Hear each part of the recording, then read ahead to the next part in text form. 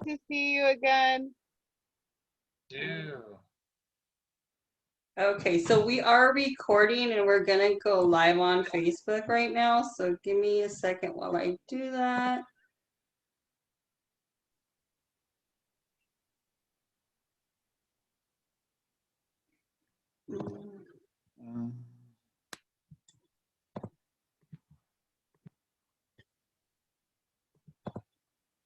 Almost there.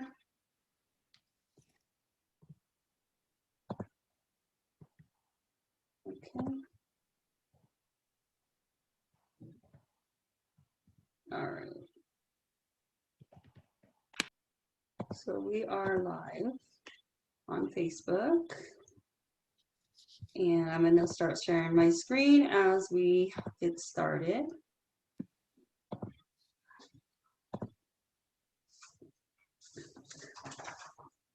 All right, hello everyone. I'm glad to see everybody here. Welcome to our community information panel for the city of Lynwood and surrounding areas. I'm Alicia and I'm gonna be the host for tonight's panel.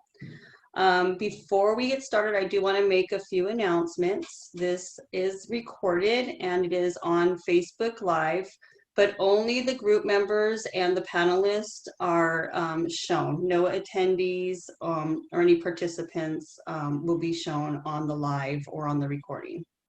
I also want to explain there's a question and answer box, and that is for anything that you want to discuss with our panelists, and we'll handle all questions at the end of the presentation. And the chat box is for anything else that might come up. We also have a pre-survey that's in the chat box. We'll go ahead and put that in again, and if you haven't done it, you could go ahead and do that now if you like. It only takes like a minute. And while you're doing that, I want to introduce our group members. My name is Alicia St. Clair, and I am a master's student at Cal State Long Beach studying for my social work. I am in my final semester, and I will be graduating this May. Currently, I work full-time as a counselor at a women's residential substance abuse recovery home, and I'm also interning as a therapist twice a week. And in the future, where I want to go with my social work degree is I want to advocate for policy change and justice reform. Our next group member is Lane.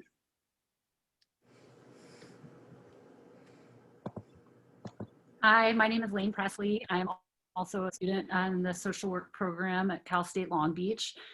I have been working in homeless services for about the past 4.5 years, and I'm doing my internship currently at the women's jail in Lynwood, which I found really interesting, and it's kind of encouraged me to go in that direction after I graduate. Looking to pursue something in restorative justice. Hi, my name is Saul Sandoval. I'm also a Master of Social Work student at Cal State Long Beach. Currently, I am interning at Long Beach City College as a mental health clinician, and my hopes for the future is to become licensed and provide mental health services to marginalized communities. Hi, my name is Irene Sotelo. I'm also a master's student in social work at Cal State Long Beach. I'm also a full-time staff for I'm a Project Rebound coordinator at Cal State Long Beach, which Project Rebound is a program for formerly incarcerated students in higher education. I am formerly incarcerated, and my future is for restorative justice. Pete. Hello, my name is Pete Rao. I am also a Master's of Social Work student in my last semester. Currently, I am working for the healthcare agency and in adult mental health. My internship currently is with the Crisis Stabilization Unit in Santa Ana. And after I graduate, I hope to become a behavioral health clinician with the County of Orange and continue my career with them as a mental health advocate. So this is our community thesis project. We were instructed to conduct a community assessment and organize an intervention that would address a particular need within the community of Lynwood. During our fall semester, we conducted a series of interviews with both residents and city officials. And we found that Lynwood has many assets. It is a diverse, hardworking, family-oriented community. The Plaza Mexico brings employment and business opportunities, as well as prospects for economic growth. It has its own school district, which allows for the ability to address the specific needs of the neighborhood. But we also found that many residents noted an overwhelming police presence, and that feels more threatening than supportive. And our interview with city officials indicates a struggle to get the residents involved in civic engagement and policymaking. They implied that the community spends so much time at work and with their families that they don't have time for city council meetings. The residents indicated that Lynwood has an above average undocumented population, and that lends to their political reticence. Whatever the case may be, the goal of this presentation is to provide the residents of Lynwood with the knowledge and resources to promote civic participation and to improve communication and trust between the community and the city officials. We hope to increase knowledge of current immigration policies and to discuss the value of your voice and your vote. And with that being said, let's introduce our panelists.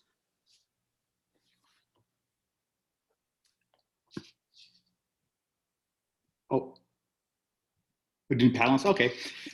So our first. You muted, Alicia. Alicia, you're muted. Would be good, right? There we go. So before we begin the presentations, I want to explain a little bit about the surveys. The pre-survey is just to kind of gauge where you guys are at prior to the information given, and then the post-survey is to see what you got out of the presentation. It gives us a chance to add what we missed in for future events. So if you have the time, please complete the survey. And also we do have a live drawing after this presentation. We'll be doing a little, it's like a wheel with your name on it. And you have a chance to win a $5 or $10 Starbucks card, $25 Visa card, and a $50 Food for Less card. So let's introduce our panelists now. Okay. Our first panelist today is going to be Elda Aranjo.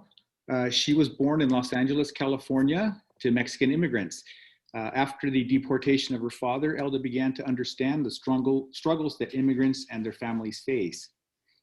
At the same time, while attending UC Riverside, she learned to advocate for immigrant rights. Elda has gained extensive experience working with immigrants both in and out of detention, and served as a visitor volunteer and answered the National Immigration Detention Hotline with Freedom for Immigrants. Elda has received her partial accreditation in July 2016 and her full accreditation in September of 2019. She is now authorized to represent people in immigration court proceedings. She hopes to uplift and empower the voices of the immigrants and the formerly incarcerated. So let's welcome Elda.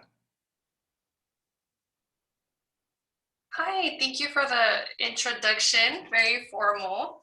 Well, it's really nice to be here with all of you and, see all of your, amazing faces, and, it's like really nice to, gather, even if it's through web. It's been a long time for a lot of us, right?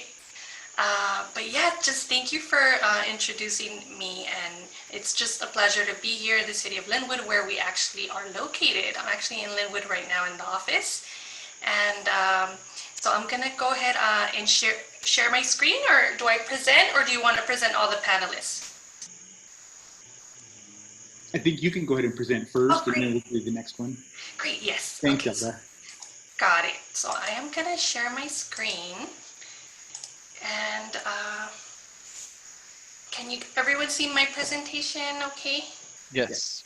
Okay, great. So I'm gonna be speaking regarding the DACA, Deferred Action for Childhood Arrivals, and I was, and Know Your Rights, some Know Your Rights. I was told to do the presentation in Spanish, so I'm gonna be in bilingual, so I'm gonna be for the Spanish speakers. I'm hoping there's a few, but yeah, so let's get started. So Voy a hablar hoy de la acción diferida para los niños llegados de infancia que se llama el programa DACA, y también voy a hablar de un poco de conocer sus derechos. So the agenda for today, we're going to review the DACA program, benefits to obtaining DACA, the eligibility requirements, documentation. We're going to talk a little bit about how to avoid fraud. We're going to talk about a little bit about know your rights, some proposed legislation that's currently being proposed. And I'm also going to review some of the services and resources that we have.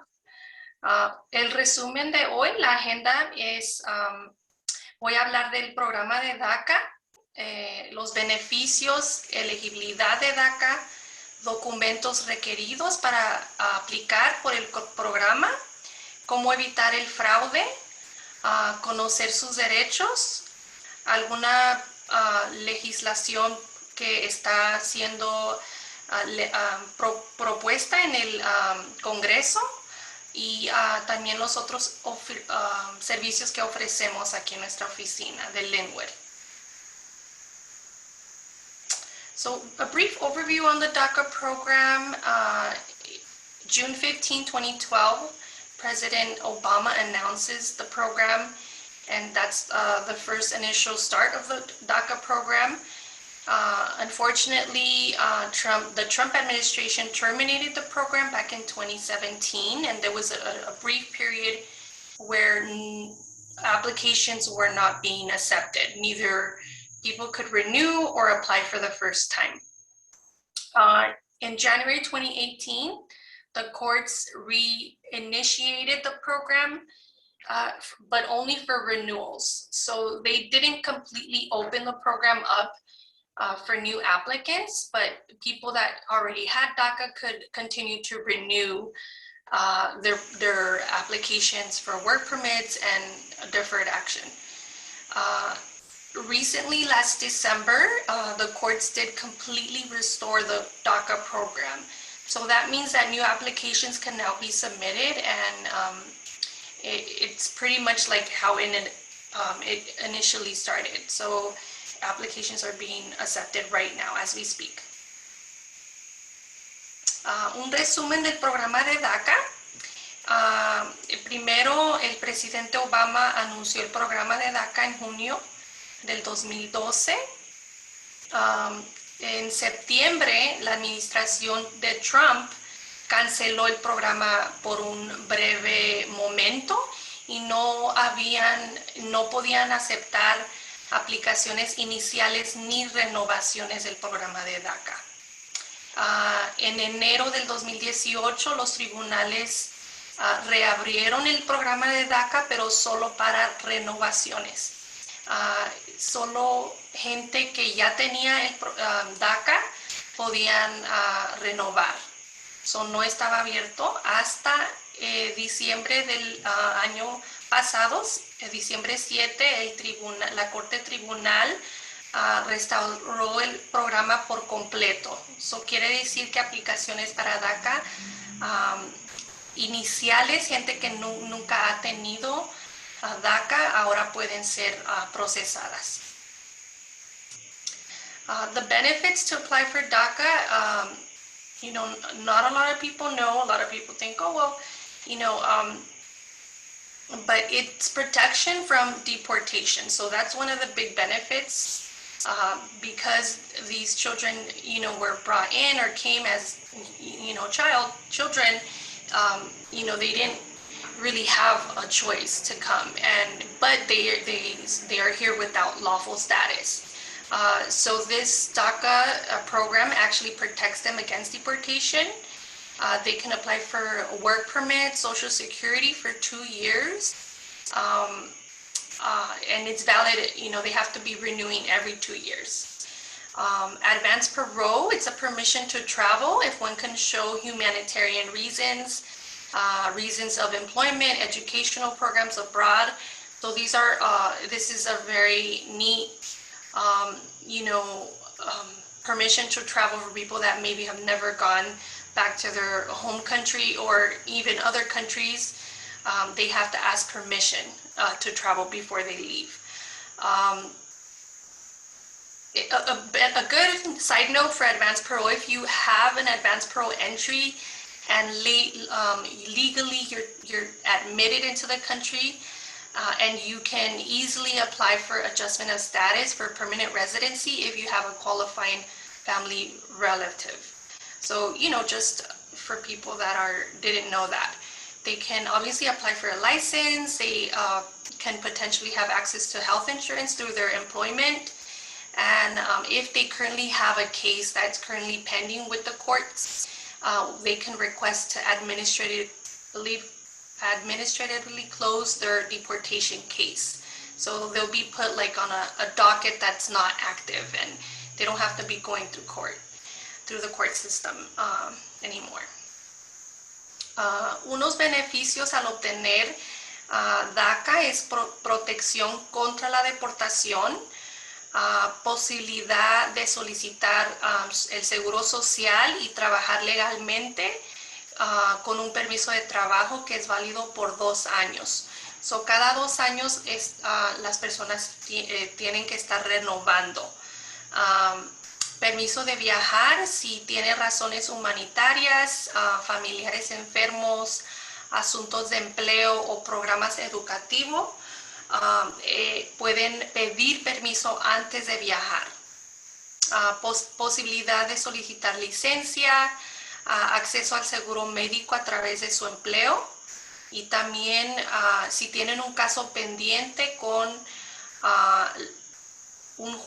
la Corte de Migración, pueden pedirle al juez que cierre el caso administrativamente, y en ese entonces ya nos tendrían que ir a corte. Aunque el caso todavía sigue, pero está cerrado en un pendiente con la corte, pero no activo. So the eligibility requirements, briefly, currently they had to have been under the age of 31 on the date that the DACA program was announced, which is June 15. They could not have any lawful status. So sometimes, people come in with a visa and they had a visa that was, their stay was still active or lawful. Technically, those people could not qualify. Also, they have to have came before their 16th birthday. So unfortunately, a lot of people that came when they were 17, 18 years old were aged out of the program, and they unfortunately do not qualify as well. You have to be currently in school, graduated, completed a high school or GED program, or been honorably discharged veteran of the Coast Guard or U.S. Armed Forces. So a lot of people maybe didn't finish school, but they want to go back, or they enroll into a GED program. They actually can apply. So, just as long as they're currently pursuing that GED program or high school. They had to have lived in the U.S. continuously from June 15, 2007, all the way to the present time. No, brief absences or casual, innocent trips, that is okay. No felony convictions, any significant misdemeanor or 3 or more misdemeanors do disqualify a person. So it's really important to get screened before submitting any documentation, especially if they have a criminal record. They had to have been present when the program was announced. So they had to have been present in the United States that day, June 15, 2012. Los requisitos de elegibilidad, ¿verdad? Tenían que ser menor de 31 años de edad cuando se presentó el programa, junio 15 del 2012, no tener estatus legal el día del anuncio. So, mucha gente si tenían visa, si tenían cualquier tipo de estatus legal en el día del anuncio, no van a calificar. También tienen que haber entrado antes de que cumplieran los 16 años de edad. So, desafortunadamente, mucha gente mayor de 16 años, 17, 18, 19 años, desafortunadamente no van a ser elegibles por el programa actual de DACA. Tienen que estar actualmente en la escuela high school, graduado de la high school, un certificado de GED o ser un veterano de las Fuerzas Armadas para calificar para el programa. Debe de haber estado viviendo continuamente aquí en los Estados Unidos desde el junio 15 del 2007 hasta el presente día. No pueden tener ningún delito mayor, un delito menor significante o 3 delitos menores. Eso sí descalifica a la persona. Eso es muy importante que la persona agarre asesoría legal antes de proceder, especialmente si tienen un récord criminal.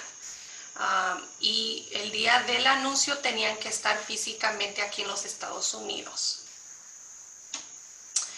So very brief, some of the required evidence.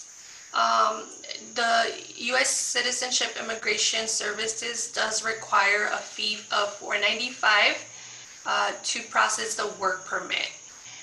So currently, as we speak, every person has to renew every 2 years. So the $495 is valid. The work permit will be valid for those 2 years. They are required to submit 2 passport-style photos, evidence of identity and age, evidence of education, evidence of any criminal charges, if any exist, and evidence of all their continuous presence in the U.S. So some, it's very substantial proof of documents, right? We're talking more than 15 years of documentation around, so it's a lot of paperwork, but we'll talk about that later.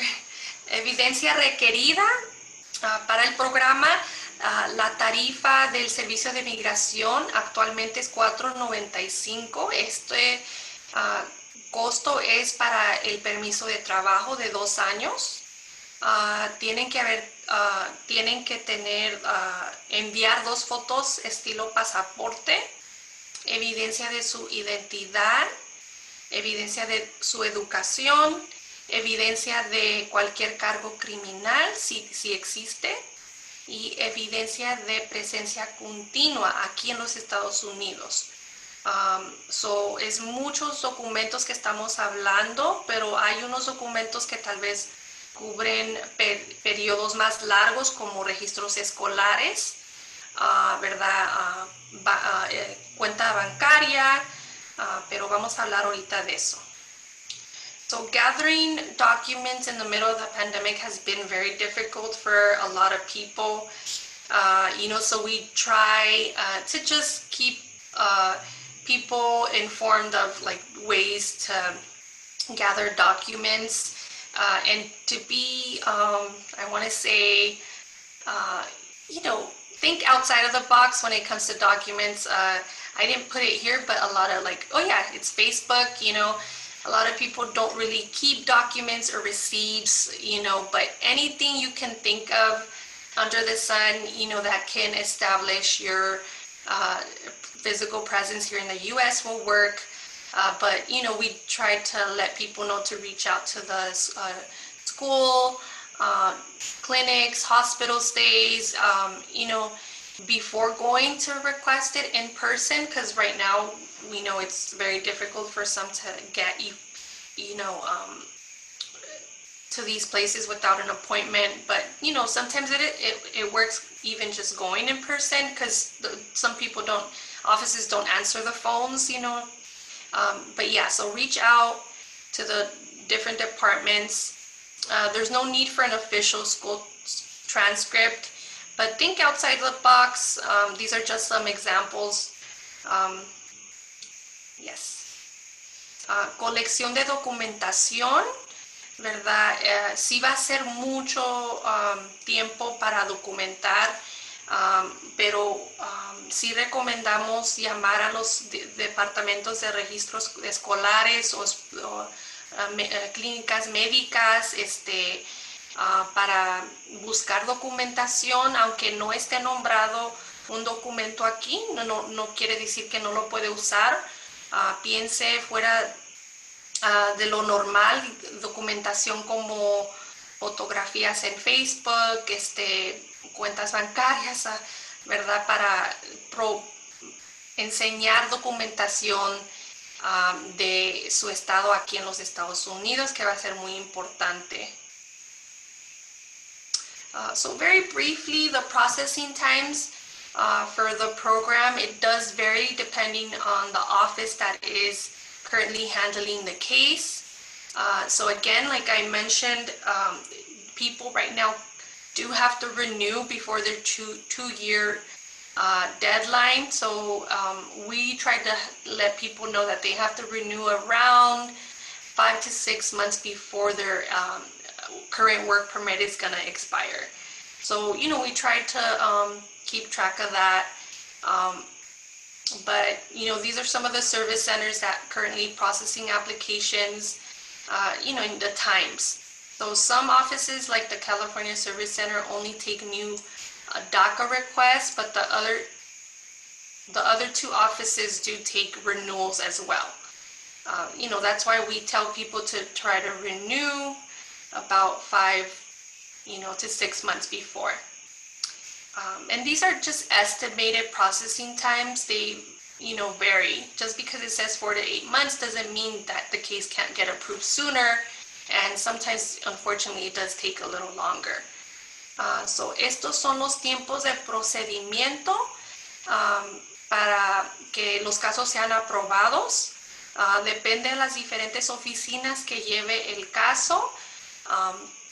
¿Verdad? Hay ciertas oficinas que solamente el Servicio de California, el Centro de California, solo acepta aplicaciones iniciales, pero Nebraska y Vermont sí aceptan renovaciones y DACA inicial.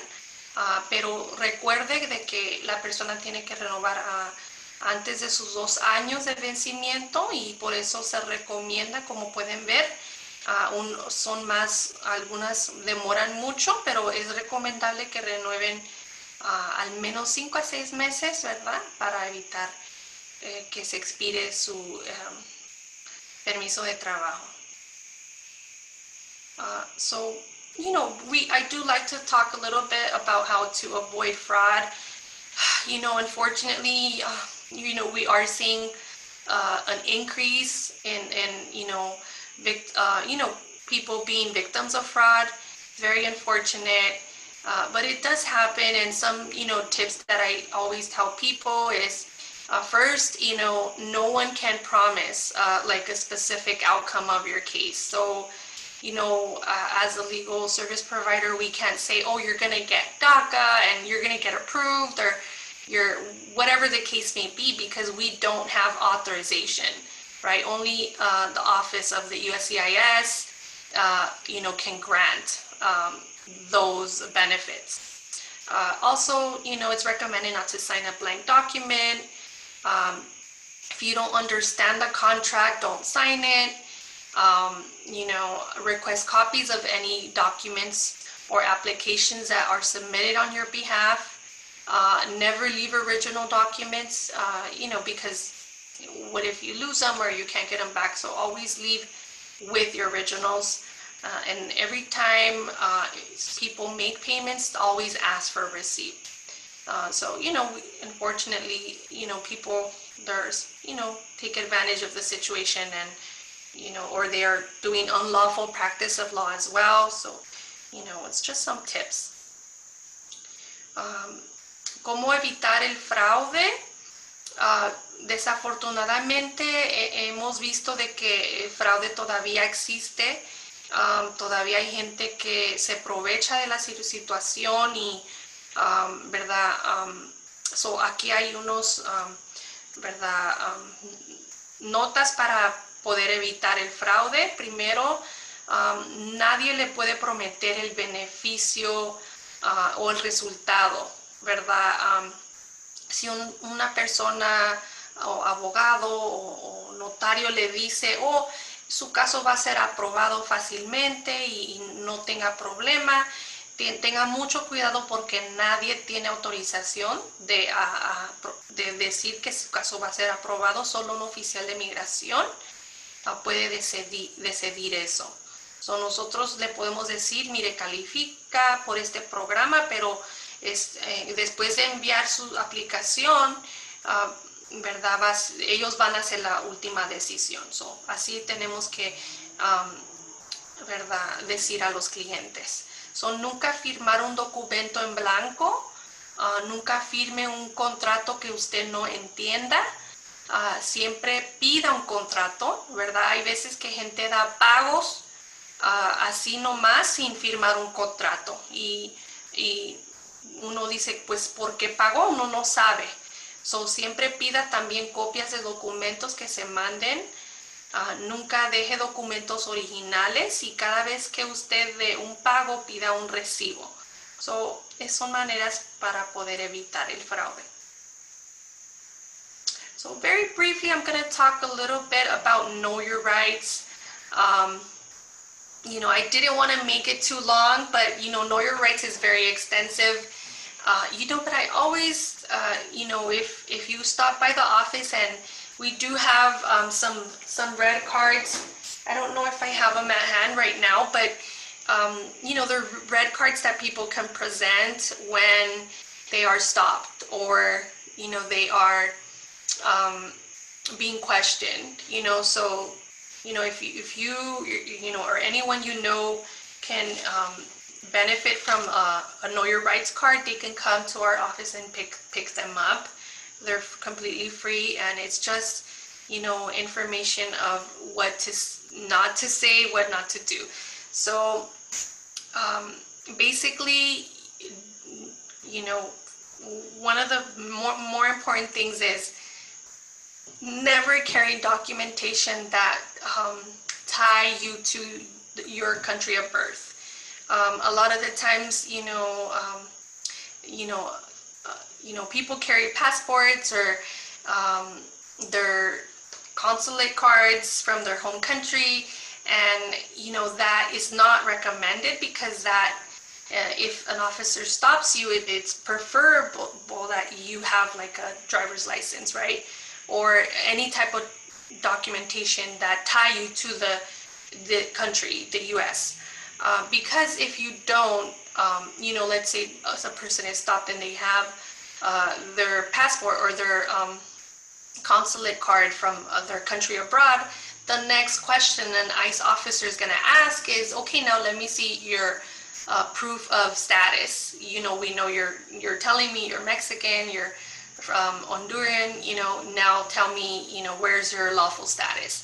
So they're pretty much incriminating themselves when they show these documents from abroad, or when they start saying things like, oh, where do you live? Where are you from? When did you come? So basically the person's already incriminating themselves, and so ICE already can have authorization to arrest them because they can use anything you say, you know, against you. So it's very important not to open the door when someone is knocking on the door and you don't know who it is.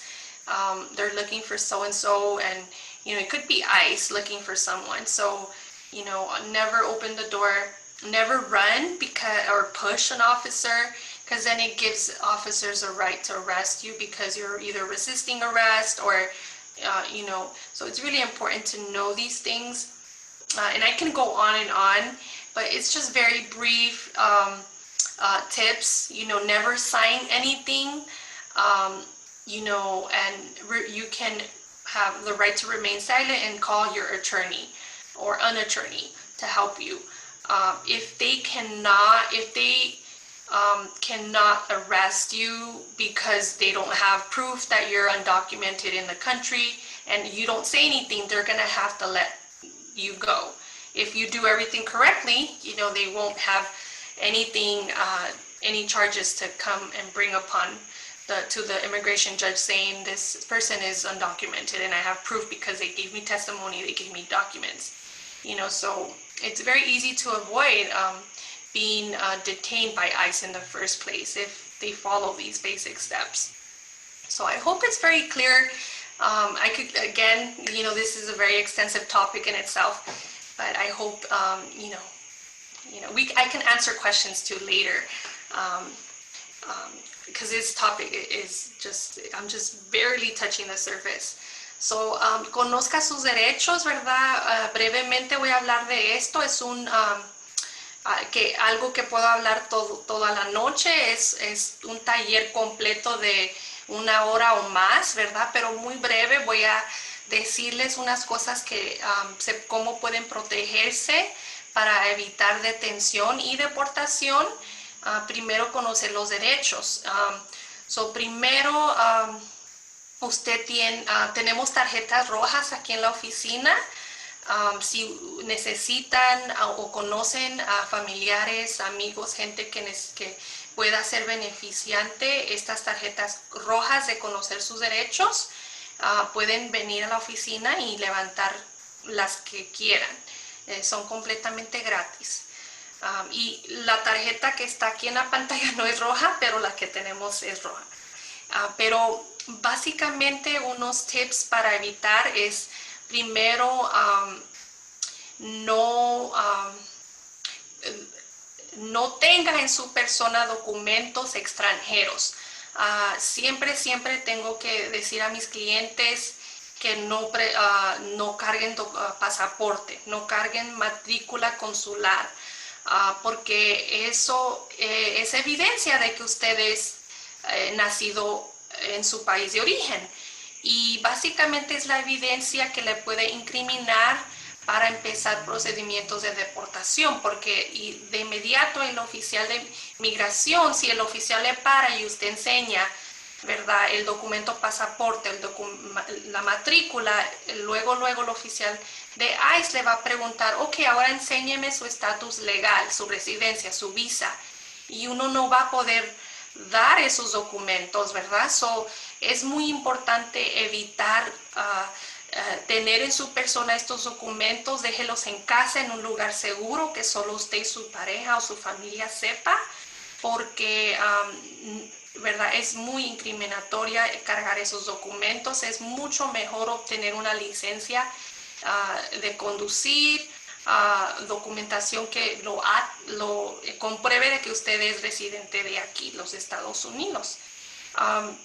Son unos tips brevemente: es no correr, no empujar a un oficial porque le da derecho al oficial de arrestarlo. Evitar firmar documentos de que a veces personas no saben qué firman y firman su deportación.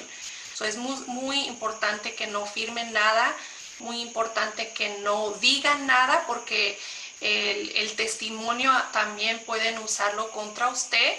Si usted dice que es de México, desde El Salvador, y que entró ilegal tal fecha por este lugar, ese testimonio lo pueden usar contra usted. También no digan nada, no firmen nada, no abre la puerta a un oficial. ¿Verdad? En primer lugar, si usted hace estos tips que le estoy dando, si un oficial lo para y no pueden agarrar información de que usted está aquí legalmente porque usted está conociendo sus derechos y ejerciendo sus derechos, ellos no van a poder abrir un caso y llevarlo a la detención y abrir un caso con el juez, porque ellos no tienen la evidencia para empezar procedimientos de deportación, porque es la carga del gobierno comprobar de que usted no es de aquí y de que no tiene estatus legal. Es muy importante, como dije, voy a hablar brevemente de este asunto porque, ¿verdad?, sé que es muy una charla de más de 1 hora, pero espero, ¿verdad?, contestar preguntas al fin de la noche. So I also wanted to touch briefly upon some proposed legislation. I don't know if, Alicia, you have another person talking about this, But, just very quick, there are two versions of the DREAM Act currently before Congress. The DREAM Act of 2021 S-264, it was introduced by Senators Dick Durbin and Lindsey Graham. Also, there's another version of the DREAM Act that's incorporated into a larger immigration bill known as the Dream and Promise Act of 2021, H.R. 6. The Dream and Promise Act was introduced on March 3rd of this year by the House Representative Lucille Roybal. I have great news to last Thursday, the House of Representatives actually passed the Dream and Promise Act by a bipartisan vote of 228 to 197. So there were 9 Republicans who voted yes with the Democrats. So we're a step, very close to getting this bill passed. So it's very exciting. So unas propuestas legislativas federales que actualmente están ante el Congreso, ¿verdad? Son 2. Bueno, hay varias, ¿verdad? Pero voy a nomás hablar de estas 2. El DREAM Act, S-264, es una versión del DREAM Act. Y luego hay otra, el Dream and Promise Act, HR 6. La primera fue presentado por senadores Dick Durbin y Lindsey Graham, y la otra, the Dream and Promise Act, fue presentada por la representante Lucille Roybal, y gracias el jueves pasado, gracias a Dios, la Cámara de Representantes aprobó the Dream and Promise Act. Y ahorita, ¿verdad?, van a tener que votar en el Senado. So, está muy cerca para pasar la legislación, ¿verdad? No va a ser algo fácil, pero ahorita les voy a hablar cómo pueden involucrarse. So a little of what the bills will do. Both bills will provide a path to citizenship for dreamers. The House of Representatives bill would also provide a path to citizenship to beneficiaries of TPS and the DED program recipients. So the HR 6 also includes several provisions that's not included in the Senate bill. It repeals the 1996 law, which penalizes states from granting in-state tuition to undocumented students, and it allows them to access federal financial aid. It also allows dreamers who were deported under the Trump administration to apply for relief from outside the country. So it's pretty interesting to see the differences between the programs. So it is a path to citizenship. It's it's very extensive, and but we don't know if it's going to be passed. But we will keep the community updated. If they contact our office, we'll keep them updated. So un poco de lo que hará la nueva legislación. So ambos propuestas hacen la ciudadanía para los dreamers, ¿verdad? También la legislación por la Cámara de Representantes también ofrece beneficios a los programas del TPS y de DED, ¿verdad? También incluye varias propuestas, ¿verdad?, de que los dreamers pueden obtener financial aid, se dice dinero para escolar, ¿verdad? También gente que fue deportada bajo la administración de Trump, son los dreamers de DACA, ¿verdad? También pueden pedir, ¿verdad?, estatus fuera del país, aunque ya estén deportados. So, estas propuestas son solo propuestas ahorita, pero hay la probabilidad de que se hagan leyes es muy grande, ¿verdad? Y son muy detalladas las leyes de el proceso al camino a la ciudadanía, y de eso podemos hablar ya con más tiempo un día después. So, just a little bit, urge people to take action and, reach out to the senators. If you are an advocate, and want to see change, I recommend, you guys go ahead to click the link on the website, enter your address, see outreach options. So for example, if you click on the link, it'll take you to, advocacy center, and then you enter your address, and then you can reach out to your representatives in that way. We do encourage everyone to edit and make emails or their calls more personal. Tell your story. Like, this is what happened to my, dad. This is what happened to my brother, my neighbor, my cousin, because, we need something more stable, more permanent for people, So, if you want to just use the scripts as is, that's also fine, but if you do have a couple more minutes, we really encourage you to really advocate.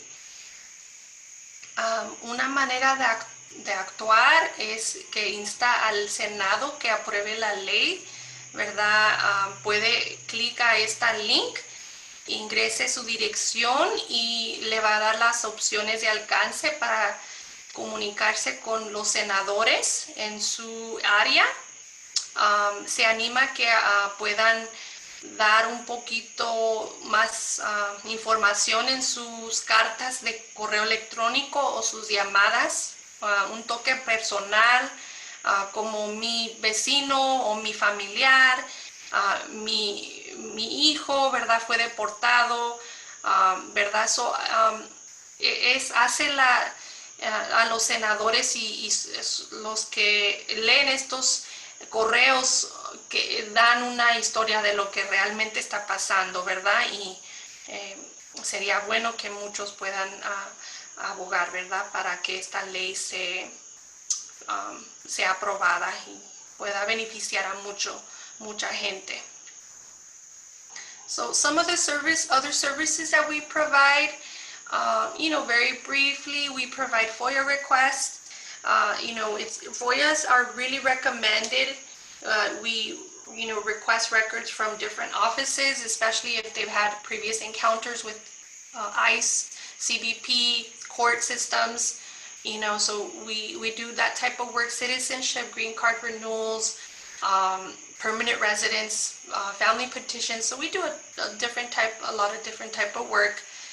We are nonprofit. We don't get funded by the county or government. So we can charge nominal fees, but we won't turn anyone down for inability to pay.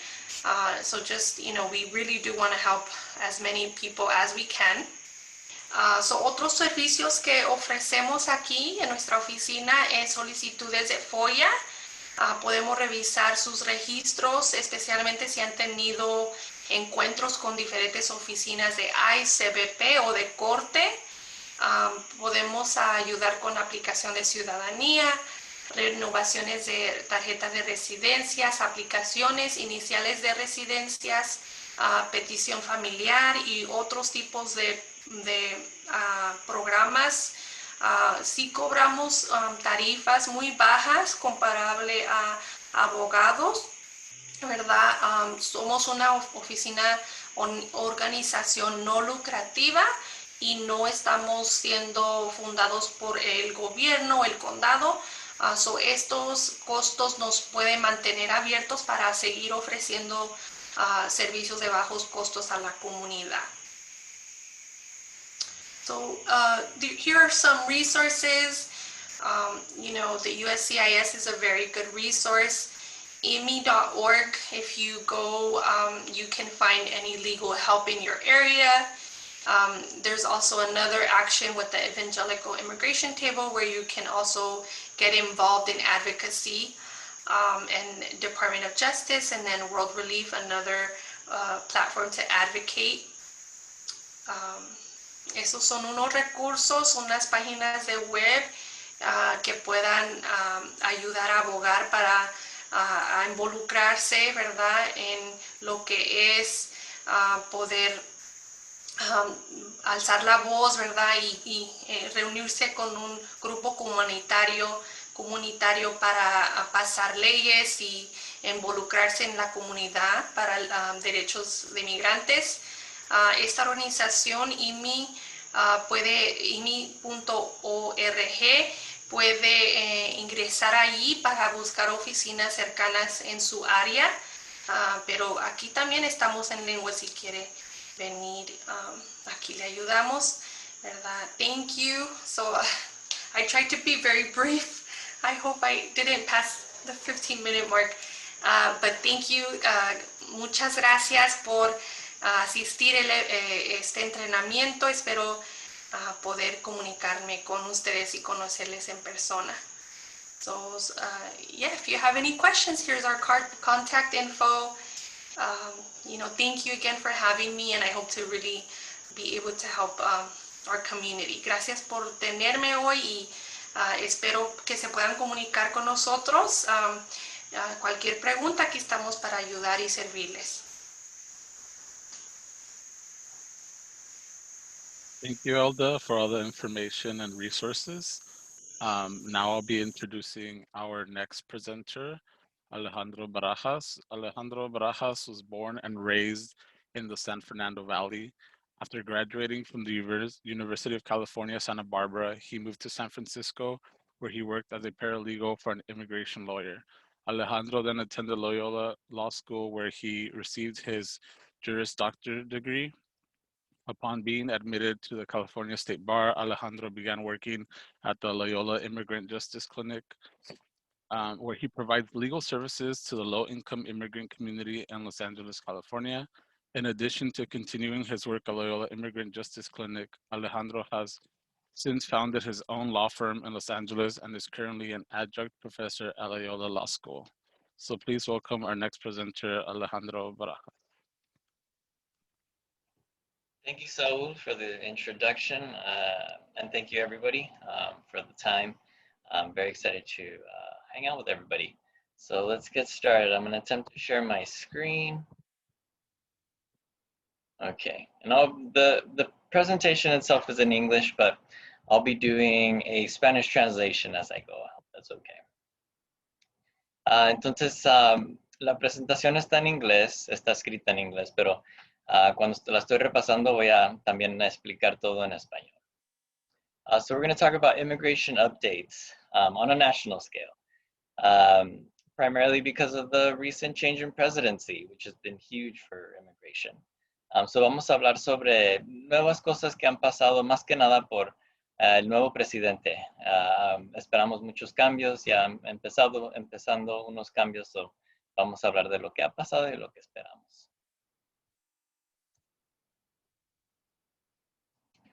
Okay, so Biden started with some executive orders. He first started by revoking Trump's attempt to exclude undocumented individuals from the census. So that was really big. That was going to impact a lot the benefits that states were awarded because those are based on population, and he wanted to exclude a significant part of that population because they were undocumented.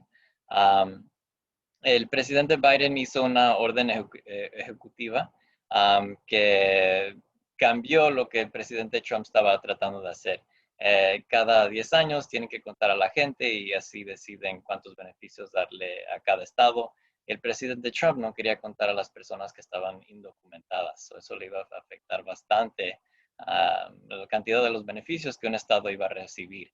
Lo bueno es que el presidente Biden paró eso y ya van a poder contar a toda la gente, no importa su estatus de inmigración. He also reinstated the deferred enforced departure for Liberians. It's a way of providing them protection, giving them a work authorization. It's supposed to be temporary. They put it for a certain amount of days, but they continue to extend them, so it's a really good benefit. También extendió un beneficio para las personas de Liberia.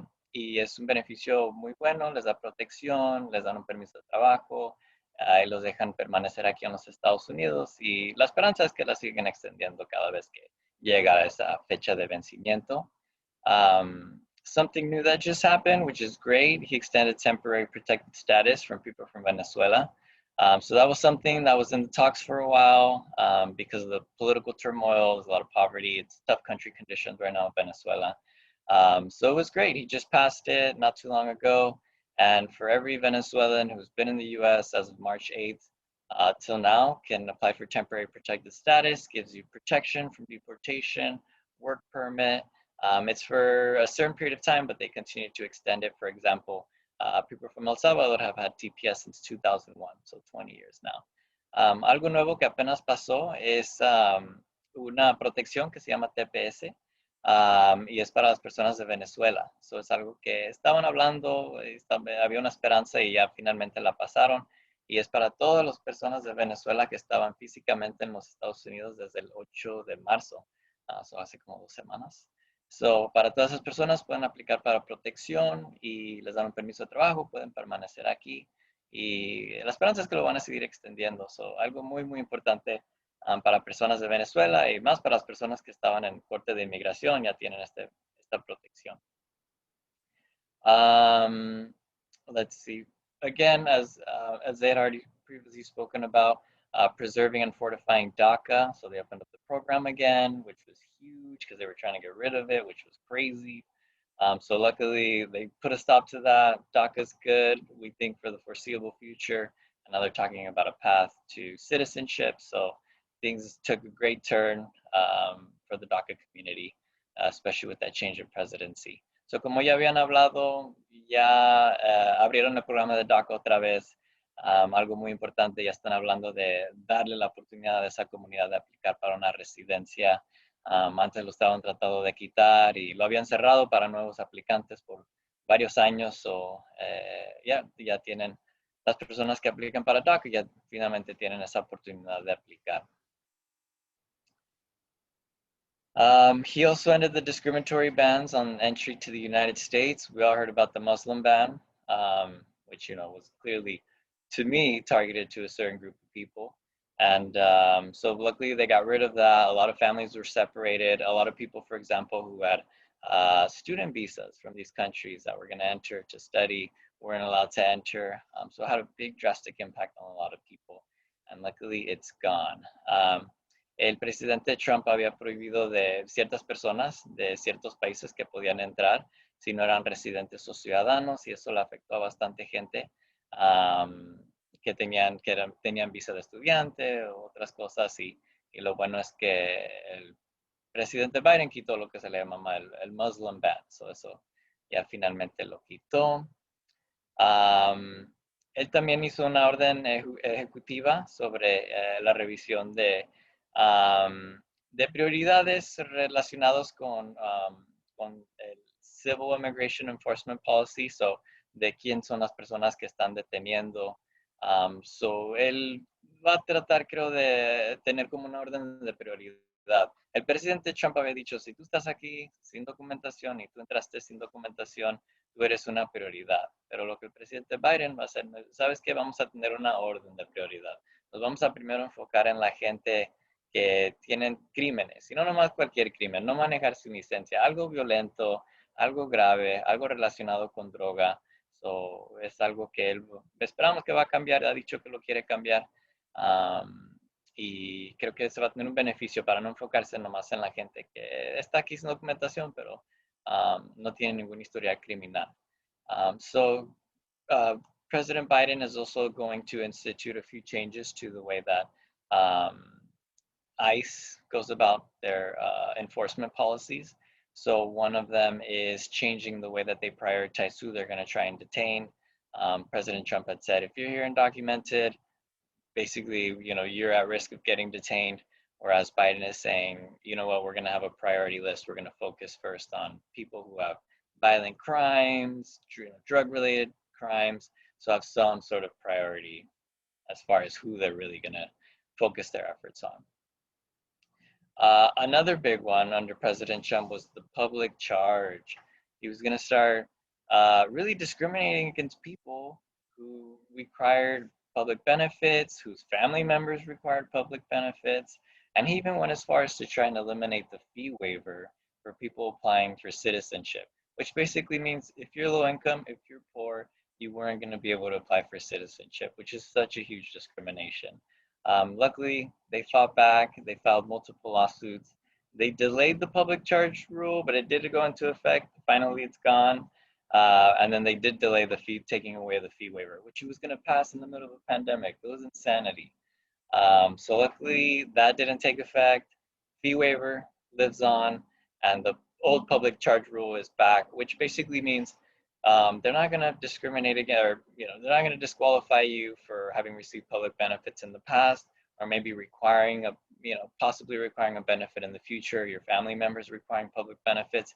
It's really just, are you going to be primarily dependent on public benefits for the foreseeable future? So it doesn't apply to nearly as many people.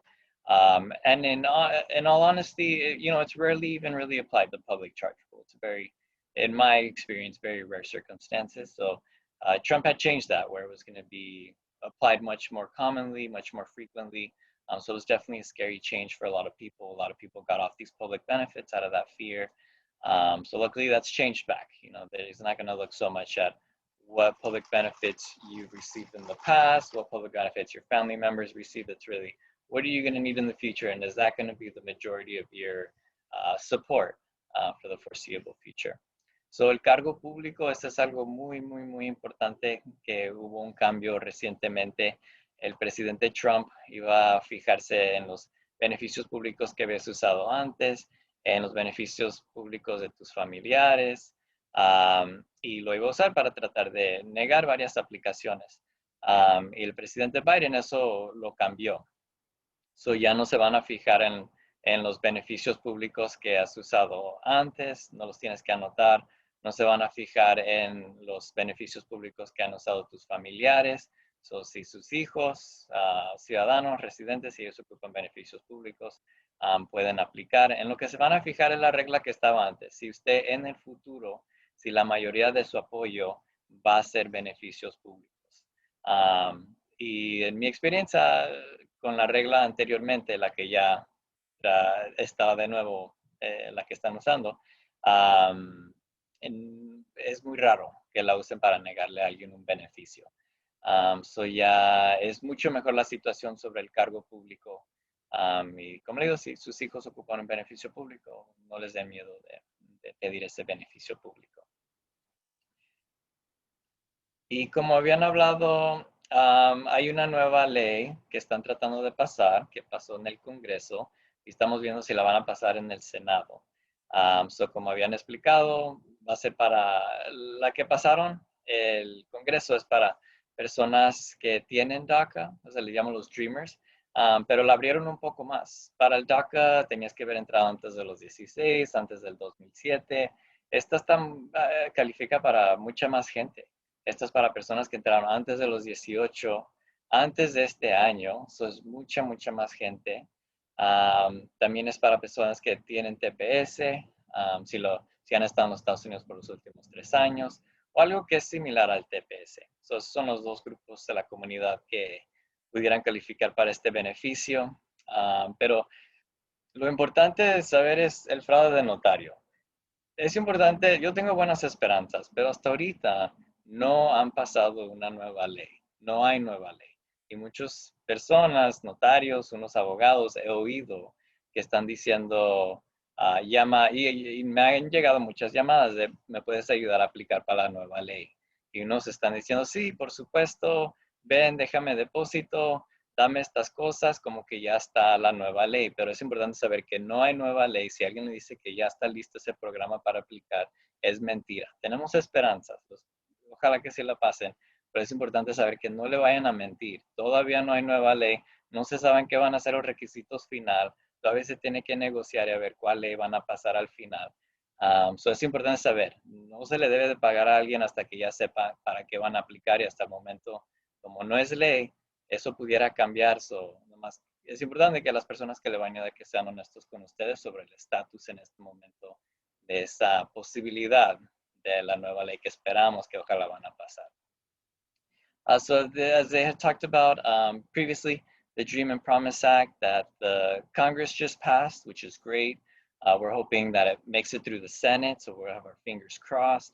It's going to apply to two big groups of people, dreamers, so DACA community, but also it's greatly expanded. For DACA, you had to enter before 16, before 2007. This one, you have to just be 18 or younger, have entered at 18 or younger, and just entered before this year. So huge, much bigger group of people that this would apply to. And also for people with TPS and deferred enforced departures, somewhat similar to TPS. But the big takeaway is that it's only passed Congress yet. I'm very hopeful that it'll make it through the Senate, but it's important to know that it's not law yet. So there's actually, unfortunately, a lot of notario fraud, even with attorneys who are making false promises, making it seem like this is new law, because a lot of people are calling, they're very excited, they want to apply now. And it's important for them to know that it's not final. It's not a law yet. It's not an option yet. We're very hopeful, but at this point, you cannot apply. So you shouldn't be paying somebody something because we don't know if it's going to pass. So you shouldn't be paying somebody something that they might not be able to help you with. They should wait until it's a guaranteed opportunity that you do in fact have before you're being asked to pay some money. And then very, very briefly, I like to talk about two very common forms of relief that are very common. A lot of people qualify for them, but they don't even know that they exist. One is called the U visa. It's for victims of certain types of crimes. So it has to be a certain list of crimes. The most, basically, it's for people who have been victims of crimes, certain types of crimes. If you're the victim of a crime and you report it to the police, you might be eligible for a U visa. So the great things about a U visa is that it leads to a green card. There's a waiver available, so it waives you having entered unlawfully, being here unlawfully, and it can even waive some crimes. So it's a really, really great form of relief. It does have to be a certain type of crime, but the most common ones are domestic violence, assault with a deadly weapon. They don't need to have caught the perpetrator. And then let's say that you're assaulted with a deadly weapon. Let's say that you were robbed at knife point. They don't need to have used the knife. As long as it was present, you might qualify. So if you've been the victim of a crime, you reported it to police, make sure you check in with an immigration attorney. You might be able to qualify, and a lot of times you can include a lot of family members. It's really good benefit. Voy a hablar sobre unos beneficios de inmigración que son muy común y mucha gente ni sabe que existen. So, uno es la visa U, es para víctimas de ciertos tipos de crímenes.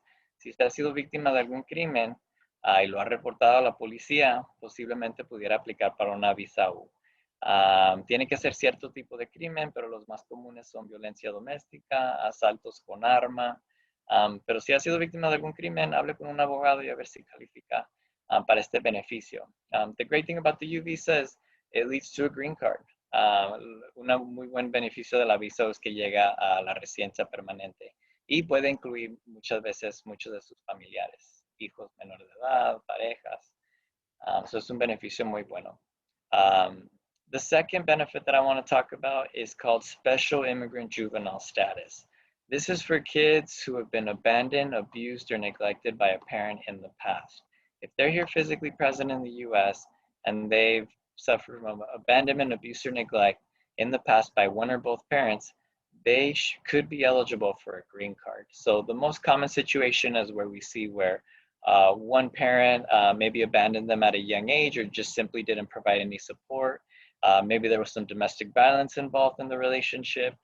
So that would be considered some abuse, some neglect, and they could actually qualify for a green card. It's actually one of the more direct, I should say, I guess, simple types of applications that we do is a special immigrant juvenile status. So it's a really, really great form of relief, but most of the times the kid has to apply maybe before 18, definitely before 21.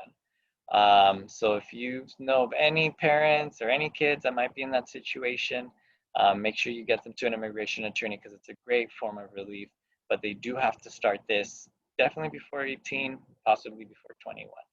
Or no, sorry, other way around. Maybe before 18, yeah, definitely before 21. So quiero hablar sobre un beneficio también que se llama, es un estatus es una visa para los jóvenes, se llama estatus de inmigración especial para los jóvenes. Es para jóvenes que han sido abusados, abandonados o descuidados por uno o los dos padres anteriormente. La situación más común es cuando uno de los padres lo abandonó cuando estaba chico, a lo mejor no hubo apoyo o hubo como violencia doméstica en la relación. Posiblemente el niño puede calificar para una residencia permanente por haber sido abandonado, descuidado o abusado. Lo importante de este beneficio es que se tiene que empezar a veces antes de que cumpla los 18 años, pero definitivamente antes de que cumpla los 21 años. Si conocen a alguien, a un niño, un padre que está, un niño o niña que está en esta situación o que algo le ha pasado antes, es muy importante que hablen con un abogado antes de que sea muy tarde. Y eso es todo. Yo trabajo por la Clínica de Inmigración de Loyola. Ahí está mi número de teléfono, mi correo electrónico. Damos servicios gratis a la comunidad, servicios de inmigración a la comunidad aquí en Los Ángeles. Si están interesados, me pueden llamar o mandar un correo electrónico. That's all I have for today. I work at the Loyola Immigrant Justice Clinic. We provide free legal services to the immigrant community here in Los Angeles. There's my number, email if you're interested. Please feel free to contact me. Thank you. Thank you, Alejandro. That was really good information. I'd like to introduce our next panelist, which is Ana Minuardi. I hope I said that right. Is the program director at Homies Unidos, a nonprofit organization serving criminalized immigrants communities in Los Angeles through violence prevention and intervention initiatives. A child of an immigrant parents and teenage mother, Anna has dedicated her career to serving communities impacted by mass incarceration and immigration enforcement. In her role, she is an advocate for change and organizer for peace, uplifting voices of those directly impacted by the justice system. Anna? Yes, thank you so much, Irene. And it's Ana Minauri. Very proudly, because my father is Central American and we have no idea where the last name came from. But yes, thank you, Alicia, for sharing. I made my slides bilingual, so I'm gonna do a little bilingual freestyle. And what I really wanted to just capture is the work that we do at Homies Unidos, talk a little bit about the work. Oh, I see some of the slides might look a little different on your screen, but that's okay. So I wanted to capture some of the work that we do at Homies Unidos, the reason why we believe community intervention workers need more support, especially because there isn't an intervention agency within Lynwood. Like I know Crossroads is located in near or on the outskirts of Lynwood. But there aren't a lot or enough gang intervention services. And that's really the heart of what we do at Homies Unidos. So, mi nombre es Ana Minauri, yo soy directora de programas en Homies Unidos. Somos una organización no lucrativa basada en Koreatown, Los Ángeles. So, estamos un poquito al noroeste de Lynwood. Pero realmente quería hablar más sobre no necesariamente las leyes, porque escuchamos a tanto de nuestros compañeros ya, Alejandro Barajas, mucho respeto y cariño hacia él, nos ha apoyado en el pasado también en nuestros programas. Entonces yo lo que quiero platicar y compartir es sobre quiénes somos Homies Unidos, qué es el trabajo que hacemos y por qué sentimos que la comunidad, especialmente pensando en la comunidad en Lynwood, necesitan exigir más recursos de lo que llamamos intervención comunitaria o peacemaking, ¿verdad? Que es crear paz. Entonces, realmente lo que Homies Unidos hace es hacemos trabajo de abogacía y servicio a personas que, como mencionó Irene, están impactadas ambos por lo que es la justicia criminal y también la justicia de migración, ¿verdad? Muchas veces dentro de movimientos como de abogacía, de luchar por derechos de inmigrantes y como escuchamos de nuestras compañeras, ¿verdad? Hace rato que está hablando más sobre diferentes procesos de migración, también Alejandro. Muchos de estos procesos se complican cuando alguien tiene un récord criminal, o si alguien tiene un récord criminal, no es elegible para estos beneficios, ¿verdad? Entonces, lo que Homies Unidos vimos en los 20 años que hemos estado haciendo servicio a la comunidad es la necesidad para realmente luchar por los derechos de esos inmigrantes que han sido impactados por justicia criminal, ¿verdad? Porque del otro lado de la moneda tenemos un movimiento de justicia criminal que cuando hablamos sobre derechos de personas impactadas por el encarcelamiento, de personas impactadas por las cárceles y las prisiones, cuando se habla sobre el tema de la deportación, se habla sobre, eso es cosa de migración, habla con las personas que hacen trabajo de migración, ¿verdad? Entonces realmente no existe un cuerpo de abogacía que habla trabajo sobre lo que ahora se está llamando crimigración, ¿verdad? Que es la intersección entre ley migratoria y la ley criminal. So to sum up a little bit of what I just said is that Homies Unidos is really passionate at advocating at the cusp of what we call crimmigration, or is now being called crimmigration, right? Like even as I was listening to some of our comrades speak earlier about some of the different opportunities like pathways to citizenship or DACA, right? Or these different immigration relief opportunities, a lot of people who have criminal records are excluded from being able to obtain those pathways, or it just becomes that much more complicated, you know?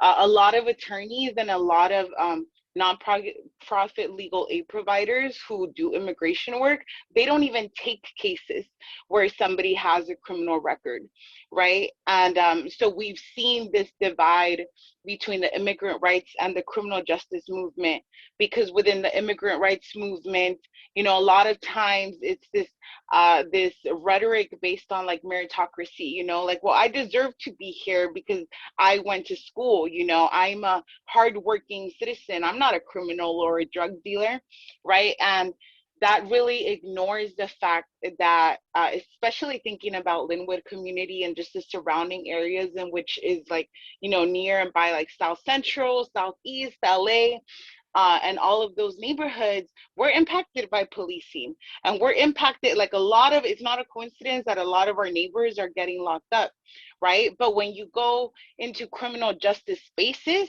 and spaces that are advocating against mass incarceration, and you talk about the impact of deportation and the double jeopardy that immigrants who are incarcerated face, a lot of people say, oh, well, that's an immigration issue. You need to go talk to your immigration peeps, right? So there's been this divide, and that's where Homies Unidos said, you know what, it's really on us to take leadership in advocating, organizing, and informing our community that they also have rights, you know, and all of these services, you know, just like the services that our sister was mentioning earlier, Elda, I believe, you know, like a lot of those services are also available to these folks. But when you have communities that are stigmatized, when you have communities that are labeled gang communities, you know, there's a reluctancy to reach out and get services. So if we can move on to the next slide, Alicia. That brings me, no, the previous one, sorry. Community intervention. Yeah, so that brings me to the community intervention piece, which in Spanish is intervención comunitaria, right? So Homies Unidos partners with the LA City Gang Reduction and Youth Development Program, and through our partnership with Breaking Through Barriers to Success.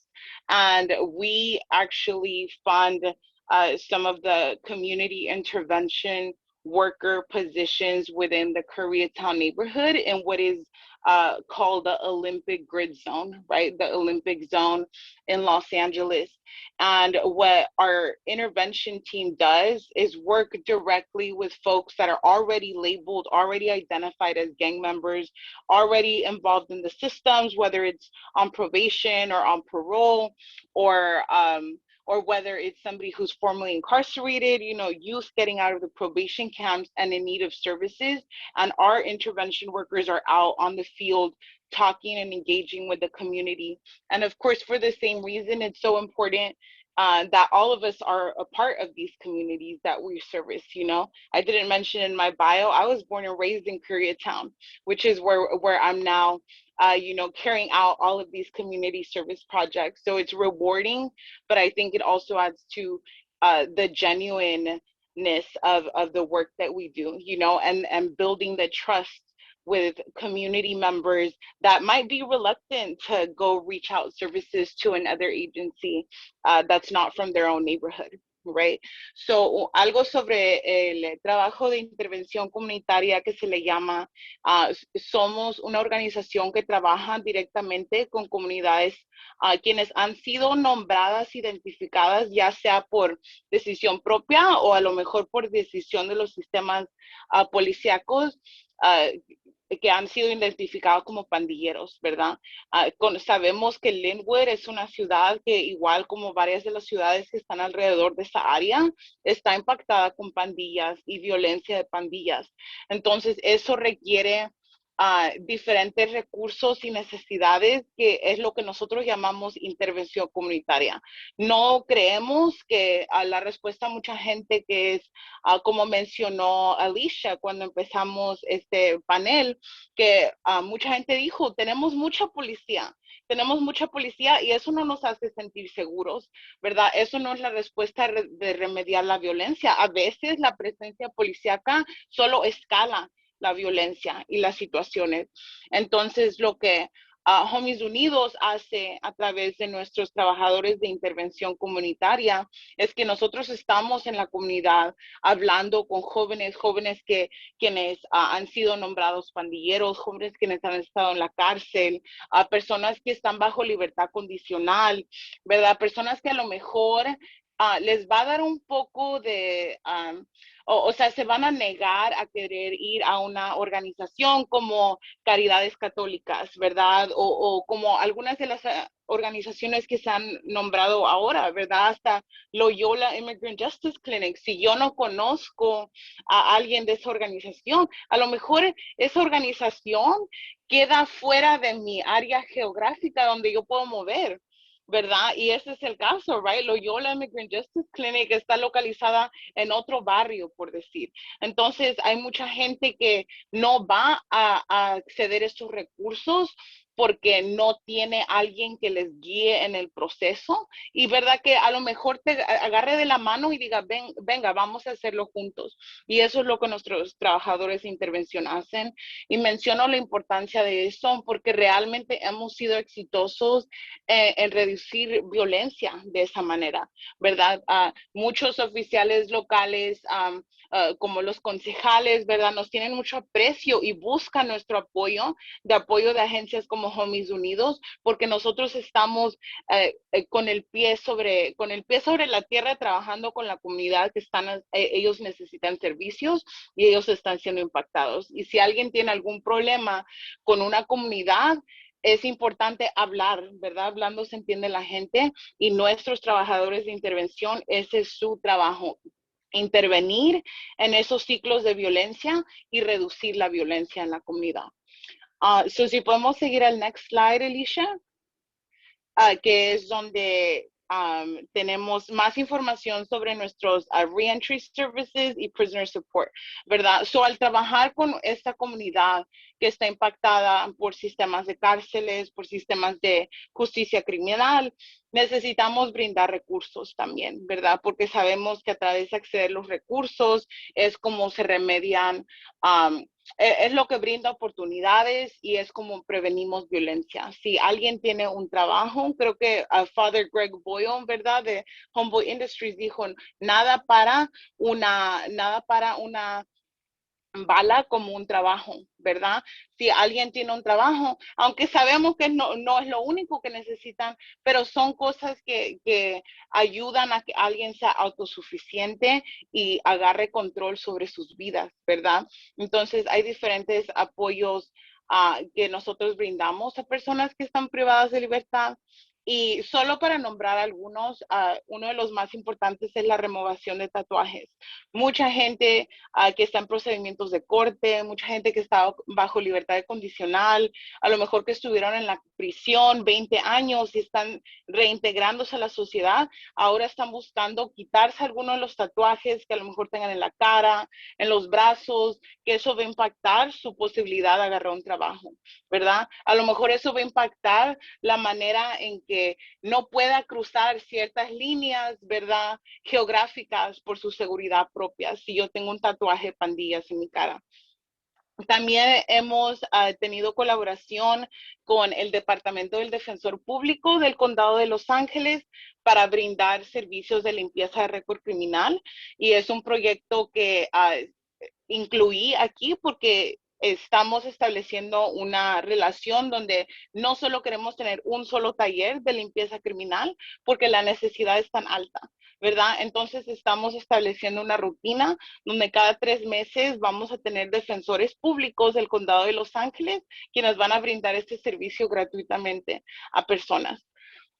Y adicionalmente, las cartas de apoyo. Mucha gente viene y me dice, Ana, tengo corte, tengo que ir a ver a mi parole officer, a mi probation officer, ¿verdad? Estos oficiales que están monitoreando mi libertad condicional, ¿me puedes escribir una carta de apoyo? O tengo que hacer horas de servicio comunitario por orden de la corte. Podemos hacer nuestro servicio comunitario con Homies Unidos. Son diferentes maneras en que involucrarse con nuestros programas puede ser beneficial. Y últimamente el apoyo a personas que están privadas de libertad. So, Homies Unidos tiene un proyecto que se llama Libertad con Dignidad, y a través de este proyecto brindamos apoyo para prepararse para lo que se llama una parole board hearing, que es una audiencia frente a la Cámara de Libertad Condicional, ¿verdad? Cuando alguien tiene una sentencia larga de prisión, llega a un punto donde posiblemente sean elegibles para ir frente a esta Cámara de Libertad Condicional, que es como una corte pequeña donde van a determinar si puedes reintegrarte a la sociedad, ya sea en tu país de origen, si eres un inmigrante, o localmente si eres alguien nacido aquí. Especialmente nuestro enfoque es apoyar a inmigrantes que están preparando para su audiencia de libertad condicional, porque cuando usted es un inmigrante y enfrenta al parole board, usted necesita presentar un plan de reinserción a la sociedad local, que eso significa dónde voy a vivir, dónde voy a trabajar, voy a estudiar, quién va a ser mi red de apoyo en este sitio. Haga de cuenta que yo regreso a Los Ángeles, quiénes van a ser los recursos aquí en Los Ángeles. Pero si yo soy una inmigrante salvadoreña y mi familia es del Salvador, yo voy a ser deportada a El Salvador, ¿verdad? Porque recuerdan double jeopardy. Entonces, cuando un inmigrante cumple una sentencia criminal, es procesado a la deportación lo más probable, ¿verdad? Hay situaciones en las que no, pero por lo general se procesa la deportación y se retorna a su país de origen. Es mucho más difícil crear una estrategia de reinserción en El Salvador que es aquí en Los Ángeles. Hay menos recursos, hay menos oportunidades, hay más estigma. Pero sin embargo, Homies Unidos está creando lo que se llama una red transnacional de reinserción. Tenemos un proyecto que se llama Libertad con Dignidad El Salvador, donde estamos ofreciendo servicios de apoyo, incluyendo vivienda, oportunidades para trabajo, y diferentes entrenamientos de mejoramiento personal para personas que han sido retornadas a El Salvador. Y estamos en el proceso de desarrollar relaciones con organizaciones haciendo el mismo trabajo en Guadalajara, México. So to talk a little bit, just a brief overview of our reentry services and our prisoner support services. In doing this work, the nature of doing intervention work requires that we provide certain services to people who are formerly incarcerated, right? Especially the clients that we serve.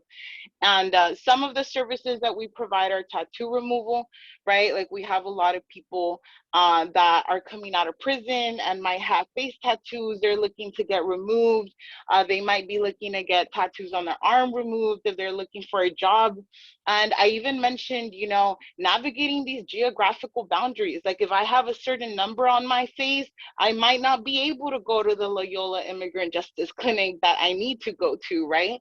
So tattoo removal services have been very important, especially people in immigration court proceedings. So if you know anybody that's in immigration court and might need tattoo removal services, please send them our way. Or folks that are in criminal court proceedings, you know, and looking to file a gang allegation, it might be smart to get a tattoo removed if it's possible. Additionally, we've recently partnered with the LA County Office of the Public Defender to launch a record clearing services project.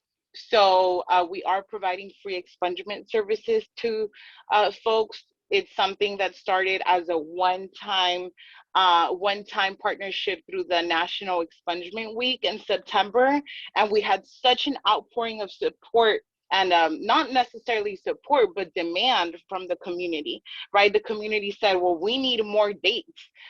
So we're now in the process of setting up a routine quarterly expungement clinic through our partnership with the Office of the Public Defender.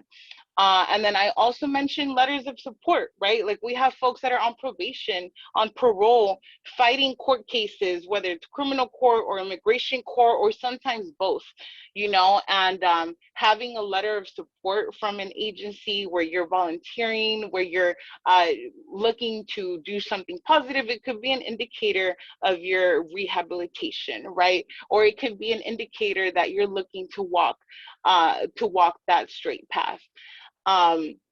And then additionally, regarding our prisoner support services, we do assist folks with the parole board preparation, right? So after serving long-term sentences, some folks become eligible to go before a parole board hearing, right? Which is where they determine whether they'll be able to parole out and re-enter society.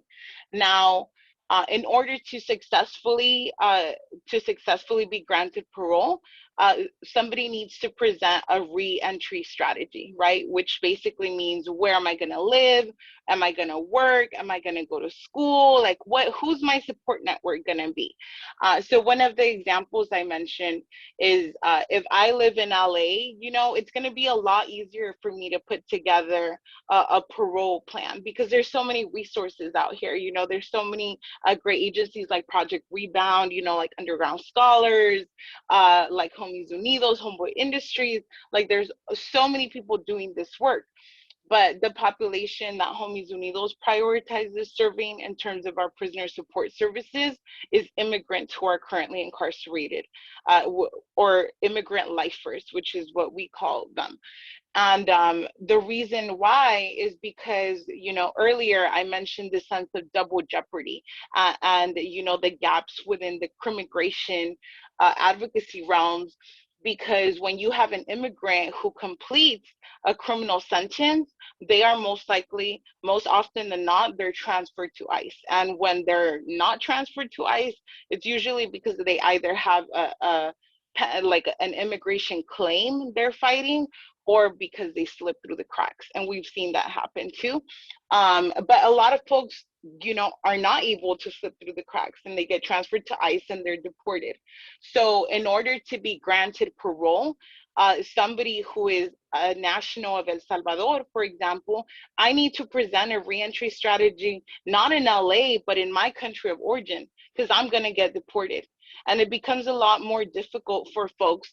You know, it becomes almost impossible when you're stuck in a cell and you don't have access to making long distance phone calls. You know, you don't have access. Like sometimes I haven't been back home in 50 years. How am I going to put together a reentry strategy?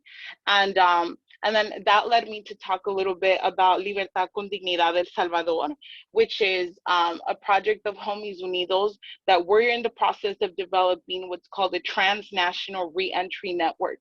So we have a project that's been successfully launched in El Salvador, where we are providing transitional housing.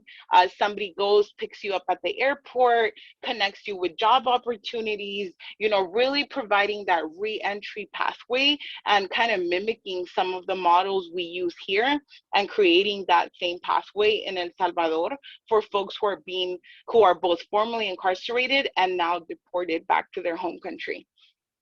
I also include on this slide information regarding the Epiphany Project, and that is our reentry support group meeting. So every Thursday, we have a group that meets from 5 to 6 p.m. via Zoom. I included the Zoom link. You can also contact me for more information. En ese mismo panel están viendo información sobre lo que se llama el Proyecto Epifanía o the Epiphany Project.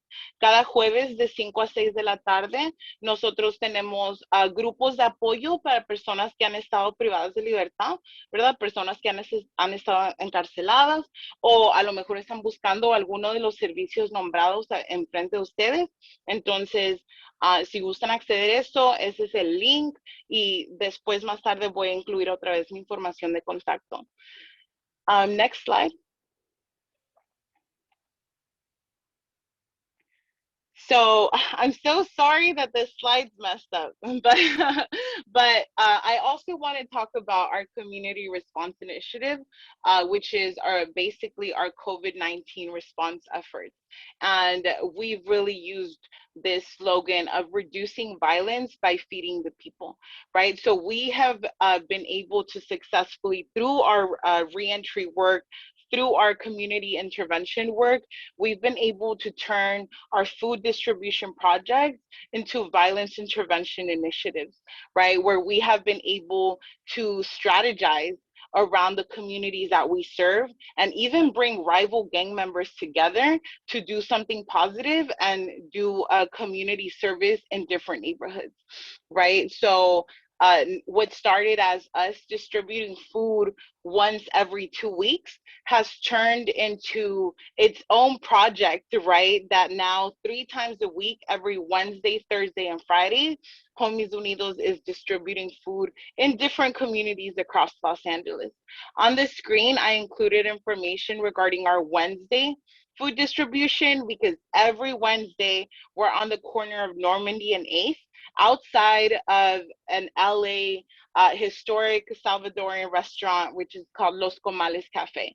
And we're there from 10 to 12 every Wednesday. And then I also included information regarding tomorrow, March 25th, which is Thursday at 11 a.m. We're going to be in the South Park neighborhood of South Central on 53rd and San Pedro with our community partners Resilient Agency. So every Thursday, we launched something called Black and Brown Breaking Bread, where we're intentional about being aware that we service predominantly immigrant communities, which tend to be predominantly brown communities in Los Angeles. And we wanted to show active solidarity with our Black brothers and sisters. And we launched, we co-founded the Black and Brown Alliance for Justice, which is an organization designed to address racial issues, but through this gang intervention framework. A lot of the conversation that's taken place in like mainstream political scales, there's no conversation about what's going on in the streets, and what's going on. Like a lot of the folks that are out in the community, they don't agree with a lot of the politics being talked about in these more mainstream spaces when we talk about Black and Brown. So we felt the need to partner with agencies like Resilient Agency, rest in peace, Ever Linares, who was an amazing interventionist that worked in Los Angeles for over 15 years. Including in the Normandy Park area, and we lost him to COVID-19 in December after many months of partnering on this project. And then we've also been working closely with Mr. Skid Townsend from Second Call, who's been doing gang intervention work also for over 20 years in the West Adams and South Central communities. So the goal of this project for us is to really build peace and solidarity by addressing the most immediate needs of the community, which is food. So brevemente voy a traducir nuestra iniciativa de respuesta comunitaria, cual basamos en la idea de reducir violencia a través de la comida. Este proyecto fue forjado a través de varios meses de ver las maneras en que la pandemia estaba afectando nuestras comunidades, especialmente comunidades migrantes, ¿verdad? Quienes no tuvimos acceso a un estímulo económico del gobierno, no tuvimos acceso a servicios de beneficios de desempleo o a diferentes oportunidades, ¿verdad? Y nuestra comunidad se vio realmente muy impactada en una forma económica, ¿verdad? No solo por nuestra salud, que hemos sido una de las comunidades más impactadas por COVID, sino que la economía de nuestros hogares realmente fue afectada. Entonces, en abril del año pasado, Homies Unidos lanzó esta iniciativa de respuesta comunitaria, lo que empezó como una vez a la quincena que nosotros íbamos a repartir comida. Por demanda y exigencia de la comunidad, se ha convertido en un proyecto que cada miércoles, jueves y viernes repartimos comida en diferentes vecindades. A la misma vez, hemos podido convertir estas reparticiones de comida en estrategias de intervención de violencia para reducir violencia de pandillas en diferentes comunidades. Y algo que estaba mencionando es que nosotros forjamos una alianza, que es la Alianza por la Justicia Negra y Morena, ¿verdad? Y nosotros lo que queríamos hacer es realmente estar en solidaridad con nuestros compañeros afroamericanos, reconociendo que por la esencia de la organización, por nuestra historia, servimos más a comunidades migrantes, que tienden a ser comunidades latinas y comunidades especialmente centroamericanas, salvadoreños, guatemaltecos, hondureños. Entonces nosotros queríamos ser intencional en estar en solidaridad y realmente evadir esos temas de que dicen que la comunidad negra y la comunidad latina no nos entendemos, no nos queremos, ellos no nos quieren, nosotros no los queremos.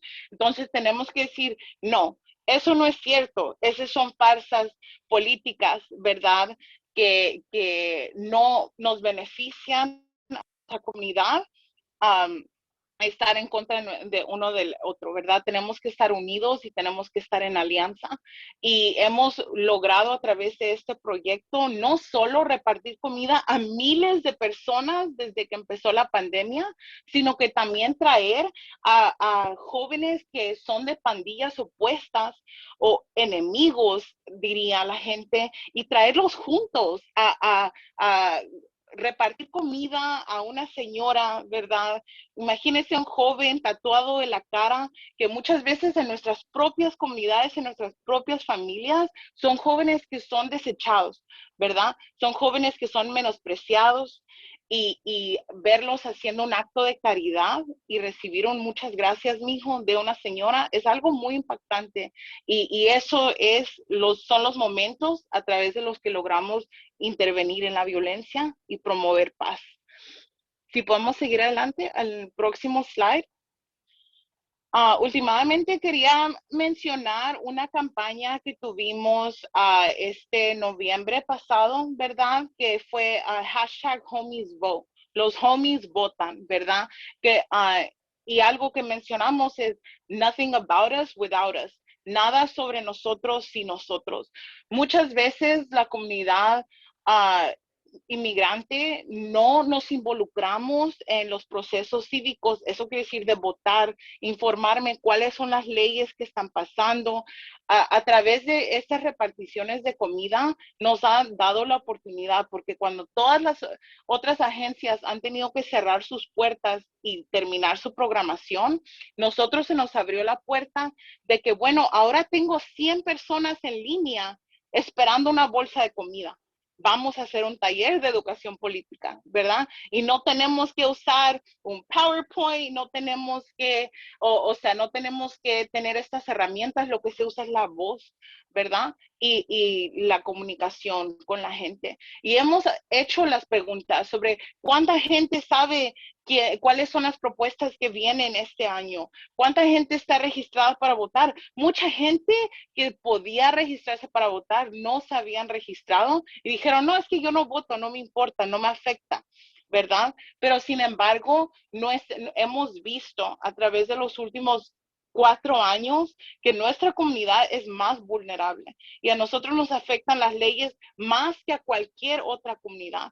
Y por lo mismo es tan importante que la comunidad esté informada, que se mantenga atenta de cuáles son estas leyes que están cambiando, que nos están afectando, ¿verdad? Como mencionó Elda hace rato, el conocimiento de tus derechos. Mucha gente no sabe que tienes el derecho a permanecer en silencio si te para un policía, ¿verdad? Entonces, esa falta de conocimiento nos lleva a cometer errores que afectan nuestra libertad, ¿verdad? Y que pueden resultar en una deportación y hasta la muerte de una persona vulnerable, ¿verdad? Entonces, algo que Homies Unidos se ha enfocado bastante en los últimos 20 años es en promover ese involucramiento y participación cívica, que todos nuestros miembros de comunidad sepan cuáles son sus derechos, cuáles son las leyes que están cambiando y cómo afectan no solo a ti, sino que a tus vecinos,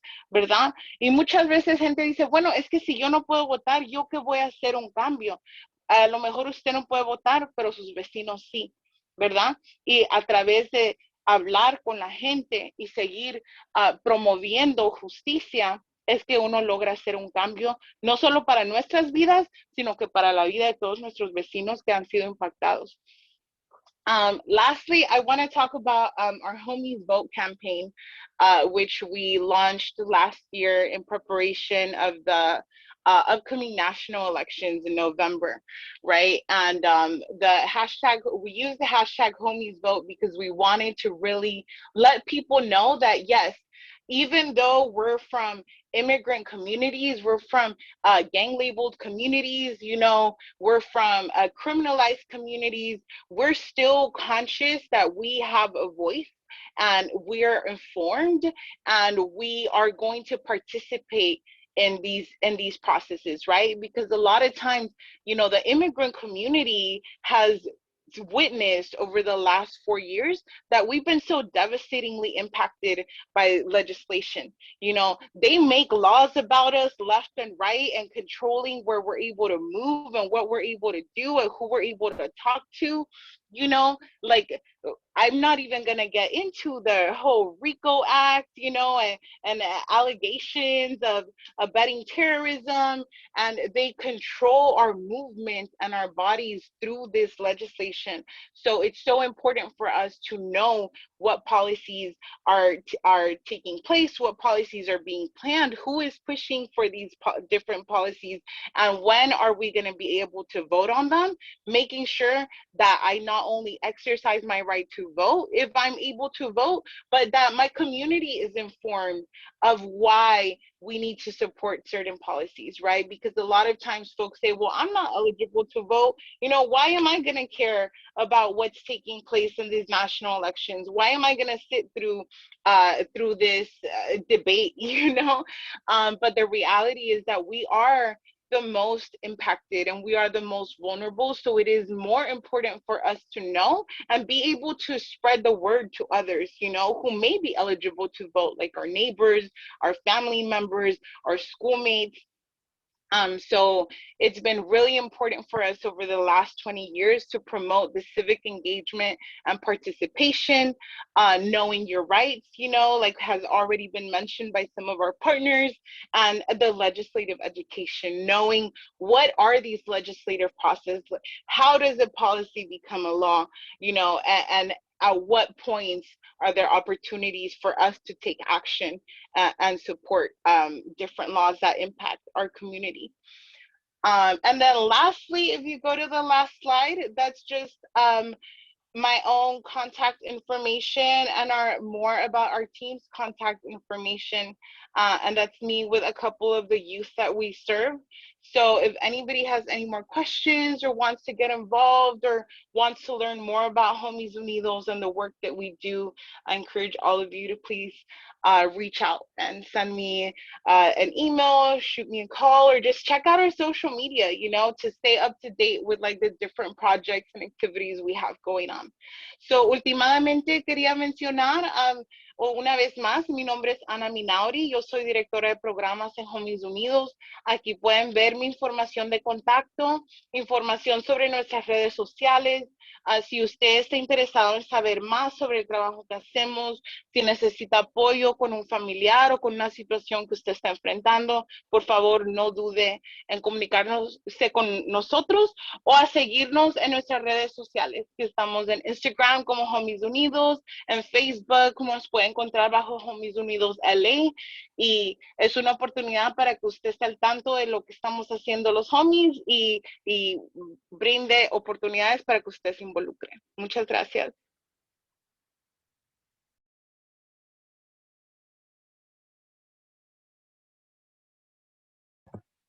All right, I'm not sure, is there any questions that haven't been answered?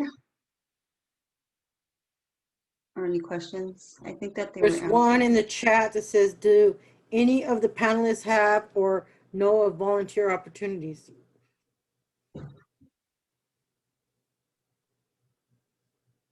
Yes, I can answer that. I mean, I feel like I did already a little bit, but the reason why I did want to shout out our food distribution event is because we're always looking for volunteers. It's really, we have a lot of fun. We practice COVID-19 safety strategies. Everybody wears a face mask. We have hand gloves. Everybody handling food. And we actually just launched COVID-19 testing at our Normandy and 8th site every Wednesday morning. So if anybody's looking for opportunities to volunteer, that's a really great space to meet our team. Everybody from our leadership team to our intervention workers to our street outreach team, we all put all hands on deck. And it's a really great space to kind of get a sense of the culture of the organization, meet our leadership, and then learn more about some of the projects we're working on and how you can get even more involved. So I invite everybody to come volunteer with us. Thank you for that.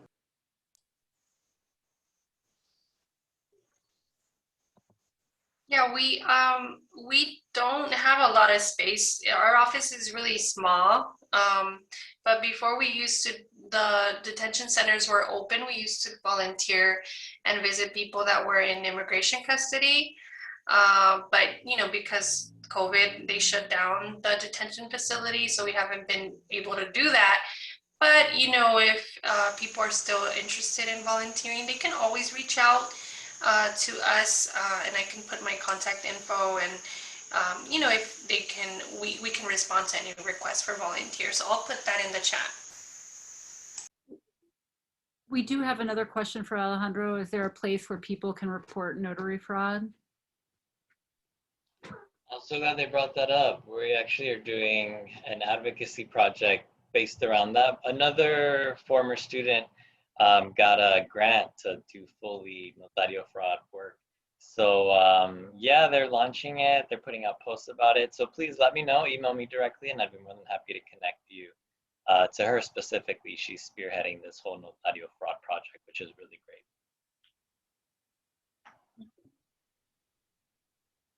I think that's all we have as far as questions go. We had two other ones, but Alejandro answered those already. Okay. No, we had them. They're answered.